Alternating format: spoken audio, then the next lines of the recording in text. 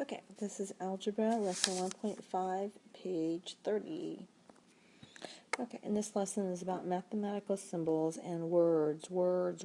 How do we change subtraction and plus and times and division into words or vice versa? So the first thing we do is translate words to math. For example, sum, more than, plus,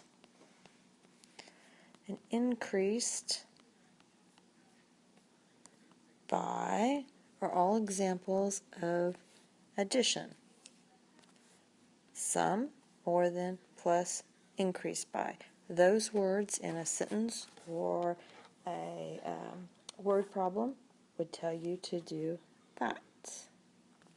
The words difference, minus, decreased by, and less than require a subtraction sign. Okay, so if you had a phrase that said sum of 6 and a number, you would write 6 plus x, because the x would represent a number. We don't know what it is. 8 more than a number is x plus 8. That would be the phrase.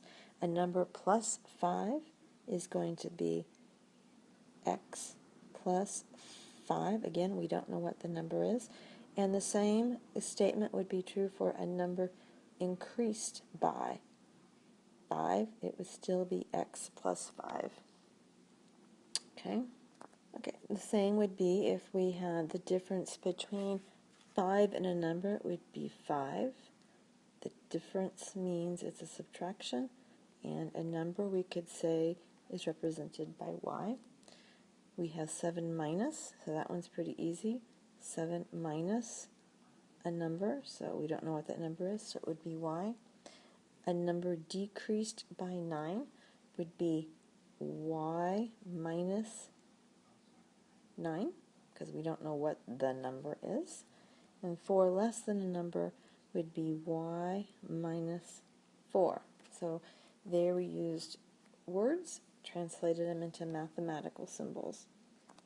Okay, so right now we just want to check if we're learning. I'm sure you know this, but let's just double check. If we had 11 more than a number, what do you think that would be? And if you had a number decreased by 12, what expression would you put there? And again, we're looking for a variable expression here. So that means that you're going to have to use a letter to represent a number that we don't know the value of. So what did you get for that? If you don't know, pause and figure it out. And the answer there would be, on this one, x plus 11. This one would be x minus 10. Okay, I tried to spell alert out with dots. It didn't work so well, but hey, it's an important thing here. If you're working with addition and multiplication, the order doesn't matter. Okay, you'll get the answer no matter what. Okay, so the order is not important with addition and multiplication. I'm not talking about where we're doing PEMDAS. I'm just as a rule of thumb, you can add in any order and you can multiply in any order. So, for example, 6 times x, or 6 plus x, or x plus 6. It doesn't matter if the 6 is plus or first or the x is first. Same with multiplication. You could have 6 times x, or you could have x times 6. You're going to get the same answer, okay? But it does matter. The order does matter for subtraction and division. Okay? Okay. So, for example, the quotient of a number and 4, that's the expression, the quotient of a number and 4 means n over 4 and not 4 over n, because that's division. So this is 4 divided into n over here, and this would be n into 4. So those are two totally different problems. You have to remember that. Okay, so let's look at these.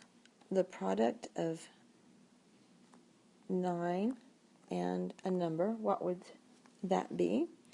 That would be 9n, because this is actually a multiplication. It just doesn't have the parentheses around it. 10 times a number would be 10n. Okay. The number multiplied by 3 is 3n. 1/4 of a number is 1 over 4n. Okay. Okay. The quotient is is what our next expression is going to be, but I want to talk about quotient here. The quotient means how many times okay, so when you divide, you are finding out how many times one quantity goes into another. Okay, so remember, quotient means division, means how many times. So in this example, the quotient of a number and 6. How would you write a variable expression for that? And remember, it's division, so we're going to have n over 6 because it wants the quotient of a number. So we know the quotient of a number is going to go on top and the 6 is going to be on the bottom. This is real important to remember that. Okay, so let's do a checkpoint, and what we need to do is write a phrase. This is the phrase. Write the phrase as a variable expression and let x represent a number. So how would you do that? Take a second and figure that out. Okay, so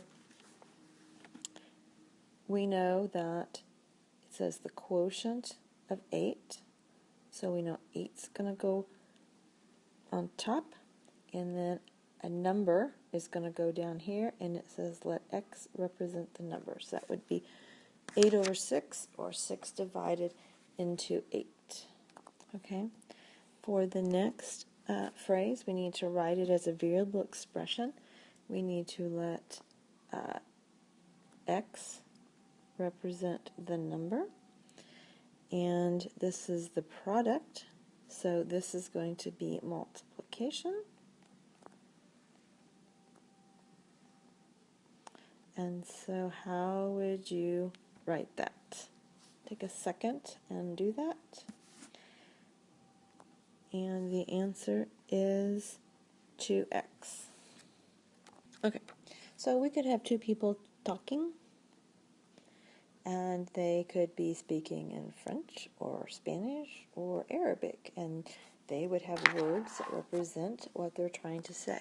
Math is just like that. It kind of has its own language. And in this case, we have, we can translate our words or sentences into mathematical statements. So we could have, so if we have a phrase like that is equal to an expression. So a phrase where you just sort of say something would be equivalent to an expression. A sentence equals an equation or an equality. Okay, so phrase is an expression, and a sentence is like an equation or an inequality. Okay, so how do I translate sentences, the mathematical language, into where we have a math equation or inequality? And so here's an example right here. We have the sum of a number x and 12 is 16. So now you need to take this green part of the sentence and turn it in to an equation or an equality. So take a second and figure out how to do that. Press pause if you need to.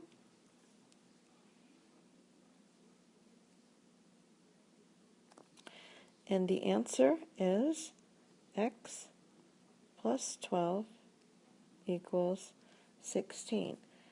We had this and we had this, and what it told us was we needed to get the sum, so we knew that was addition, and we had that, and so therefore we could rewrite this sentence as an equation or an equality, and in this case it is an equation and not an inequality. Okay, so the quotient of 15 and the number x is less than 3. So now we know we're talking about division because we have quotient. We know that the quotient of 15 means that 15 is there, and the bottom part is the number x. And we have something different here. It says is less than, so that's the less than, and then we have the 3 sign. So that's how you would write this sentence as an inequality. It doesn't equal anything, so it's an inequality. Okay? Okay, so on the checkpoint it says the product of 5 and a number is 25.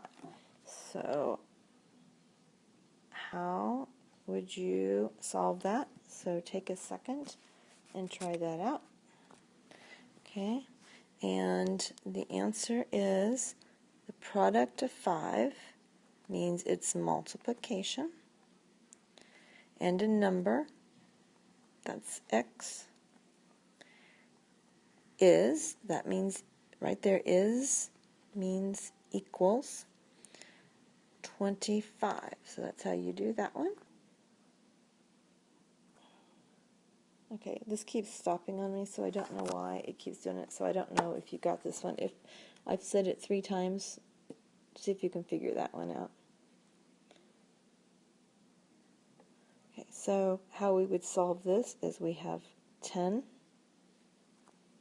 It's a multiplication of a number x, would go there, is greater than or equal to the number 50. I don't know what happened with my recording here, but it's kind of freaking out. Sorry. Okay, so at this point, I've shown you how to do examples 1 through 31, which are on page 31. Your assignment is for this part 1, this video, is to do exercises 16 through 19 and 24 through 30 even. The even just applies to 24 through 30. And then the rest of this lesson and the part 2 assignment will be on the part 2 video.